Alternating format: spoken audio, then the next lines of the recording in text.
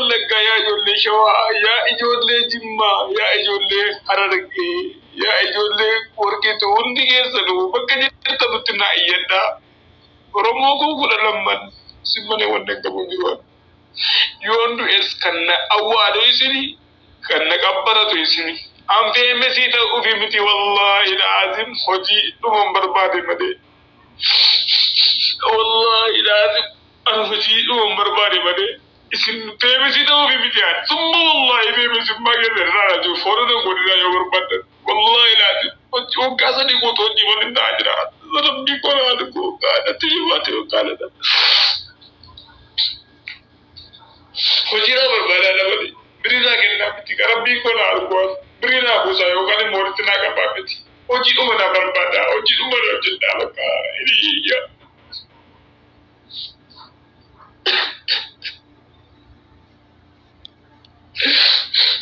Travel lugundi, bakka jualli bocce travel lugundi, Allah travel lugundi, ambakka hoggasa di guutuu hojii balita ajira. Annara eega simmaati koo kadda mataa ture, faatii koo qabdii mataa ture, naftii kootii hojii hojjetaa ture. Wallahi dhagaru hoggasa di guutuu ol gadi beetu wanta wanta itti hojjetaa jiru birii dhaqxu ofirkaan qabu onni asuma lukkuu ajira.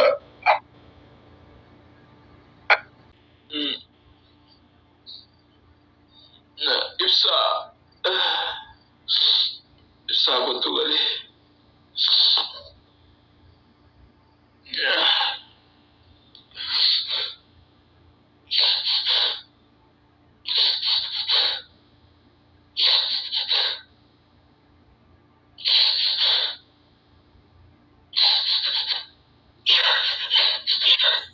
نبيا السلام عليكم.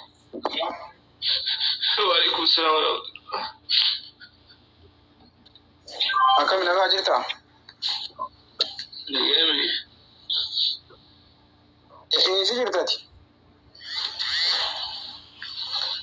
Finfinnee jiraan. Finfinnee jirta biyya jirta Itoophiyaa. Qorataa kana galchi mee qorataa nama jiru kana galchi.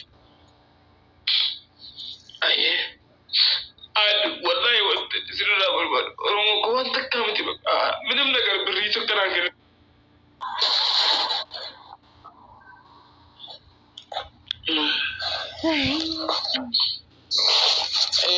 Ati amma Finfinnee jiraata harabbaan qabdu ati. Abbaan qabuun. Ammayyaa tokko abbaa tokko illee qabu ijoollee shan gibeetti si maddee naan zimna jedha jedhati ugaa sadii guutuu hojii bareedaa jira bakka hanga kiisii namaa galuu ga'ee jira mindinoo hojii naan barbaadanuma obboleessi keessi miti yaada Oromoo miti yaada yeroo hundee maali bareedanitti bu'aa guyyaa tokko gammachuu tokko argachuu qabuun mindinoo maala jira obboleessa kan obboleetti Oromoon guutuun naaf obboleessaa miti baa dhiiga kootii miti baa. Oromoo maal ta'e yoo rakkina kan warra ture gargaarre namni kanaadhaa ta'ee gargaara waan jira aangaruu Itoophiyaa ta'ee guyyaadhaan isin dhumaaniif nan gargaarre si maaliif nan bira dhaabbatte si maaliif.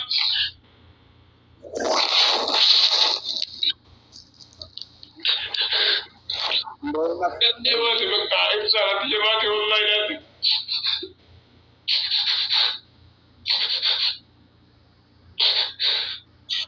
Ati nama beektu biyya keessa nama tokkotti abdii geetaachuu ufatti mubaarak sammaa ufatti ni manne rakkoo keessa. Warri suni warri abdii geetaachuu jedhamanu warra irraa birrii argatanu malee namaaf sagalee ta'uu hin danda'anu addubaanuma sirrii waa jechuudha.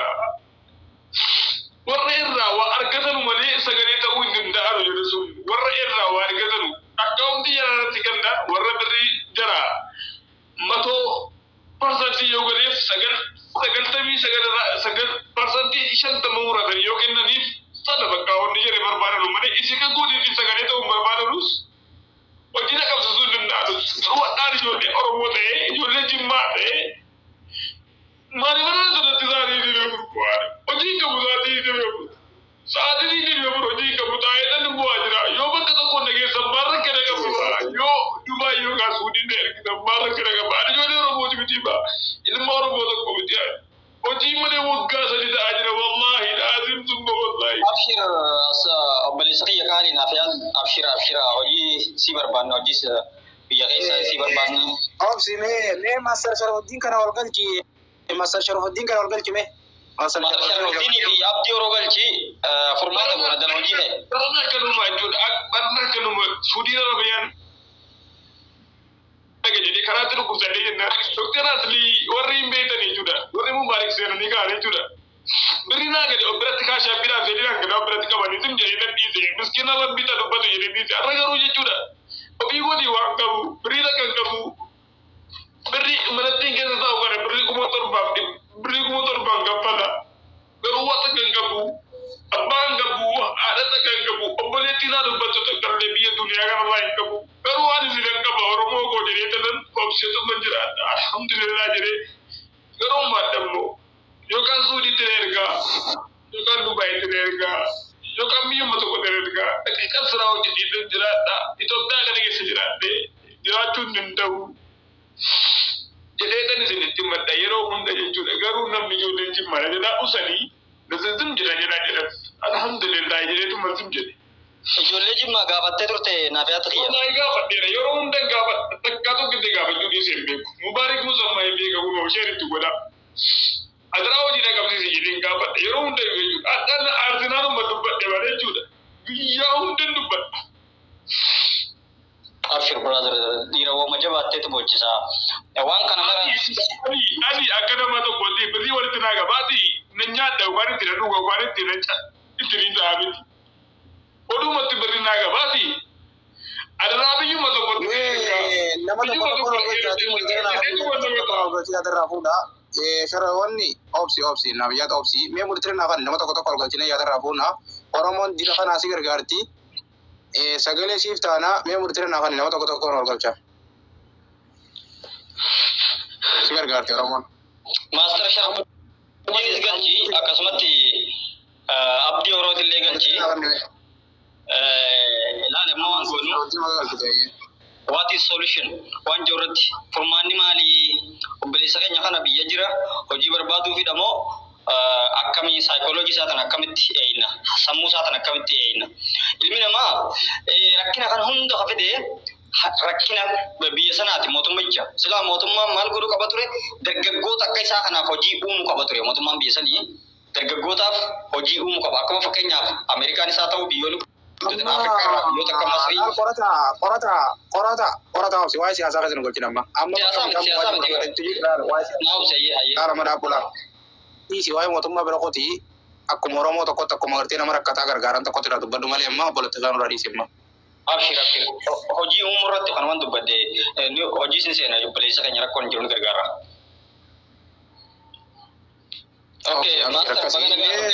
Master Sharafuddin biyya keessa jiru tatillee nama biyya jiru siin beeka asirra wal beekna tanaafin isa galchi jeeni mucaan kun Finfinnee keessaan jira jaa kun rakkataa jira mee nama tofaa jookan ol galchi tofaa nama jookan ol galchi rakkataa jira nallee gargaaranii amma dura gargaarsilee makaraan geenye jechaa jira ammallee kunoo gargaarsaa barbaada gara biyya biraa na ergaa jechaa jira mee atummaanuu qabii Oromoon kun nama 600 hara 700 jala jira.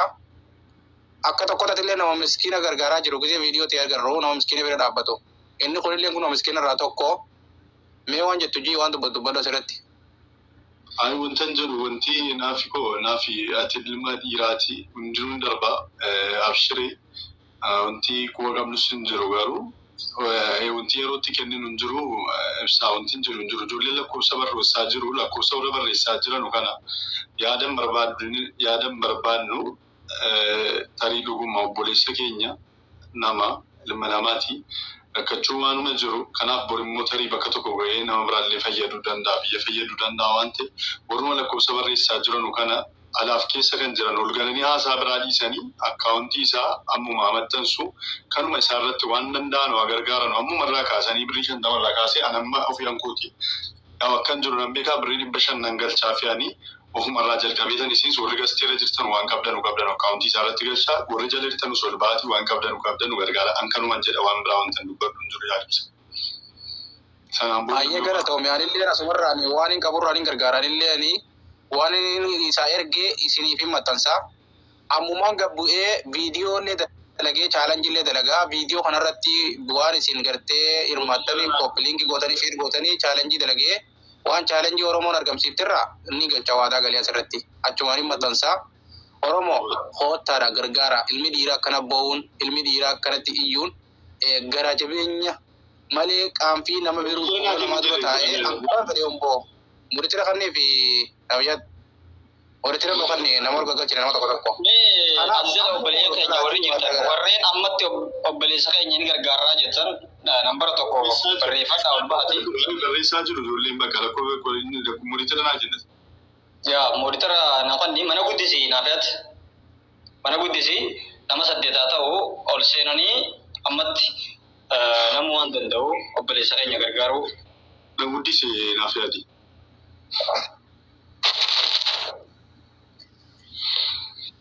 Aree baay'ee ini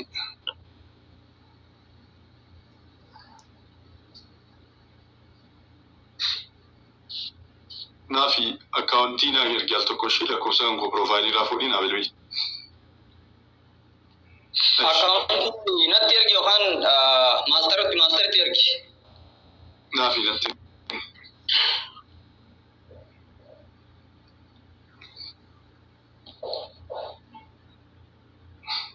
Ashi na guddisi al tokko na guddisi. Razika galchi fuwe Arsenal kajoo kana se galchi. Tata namoota irraa yaadu kun. Muritira guutuu naa godhishi. Kan gastii naa kennee al tokko. Oromoo. Gaafa doongo hoolii boorudha. Okay, akkam jirtu naga jirtu fayyaa keessanii. Naga jiraate abdii bakka naga yaadufti. Qorataa nagaa mi fayyaadha. Tokkoffaa wanni jechuu barbaadanii naaf yaadiin bu'eeniti. Rakkoolee kan fidu rabbumaa waan hunda rabbuun fida waan ta'eef. Atisti galee yeroo baay'ee ol beeytaa miidiyaa kanarratti. Cannaqamuu kana beeytaa fudhatta. Hin cinqini sammuun namaa kun beeytaa cinqiin barbaadu waan ta'eef. Waa hundayyuu obsuudha waan ta'eef jara kenna suuraa keessa jirtanis mijaa kana ni beeka waan ta'eef. Namni qaqqabaa jira naafi maal qabisati naafi muritira guutuu nu kanneeti namniif qaqqabaa jira zalatti namni deema waan taateef waan si arjoomanaa si arjoomani akkaawuntii qiyamuu maxxansina gabboonee dhageessee akkaawuntii Sharafuddiinitti sergii natti sergii warra gasiri jiru kana hundattuu ergii sabboona Harargee nama jiru kana ol galchi muritira yoo qabaatti Sharafuddiin. Muritira gastii kan jedhu naan jennitu gastii kan jedhu. Bakka lamaan duwwaa san guutuutti illee raayitii godhi. Hunda sirraa fuudhee kenna namarraa fuudhee si kenna qoy. Dubbadhu abdii dubbadhu ammasitti. Abdii tiboo. Barakaatu hundi keessanuu nagaa jecha naafii kiyya obsi naafii saayiba keenyaan hundi ni beekna ibsaanis anis qorataanis abdiinis dhibee kana fakkaatu because fooloo irraa qabna. Yeroo baay'ee waan maxxansuuf waan hasun wal argaa warra jechuun namuma lafaa keessa bakka nu dhufee waan wayiitiif wanta godhu jechuu fedheeti nama asirra ture. Osoo waan fedhellee ta'eeti imimmaan isaa buusee namni isaa halkan isaa 7 sa'a 8 asirra taa'ee waan biraatiif kan godhu kun rakkoolee kalleen qabu. Akkaawuntii ergi viidiyoo si maxxansinaa akkuma namni kun hundi kaasee guddaan nama gargaaru rabbii gargaarsa guddaa rabbii qaba. Namni keenya waan ta'eef wal bira dhaabbatee ammallee walii hojii ishee gaariidha. Dhugumaa keetii nama tokko tokko naa galchi. Nama gastii Obsi hundaafuu danda'e.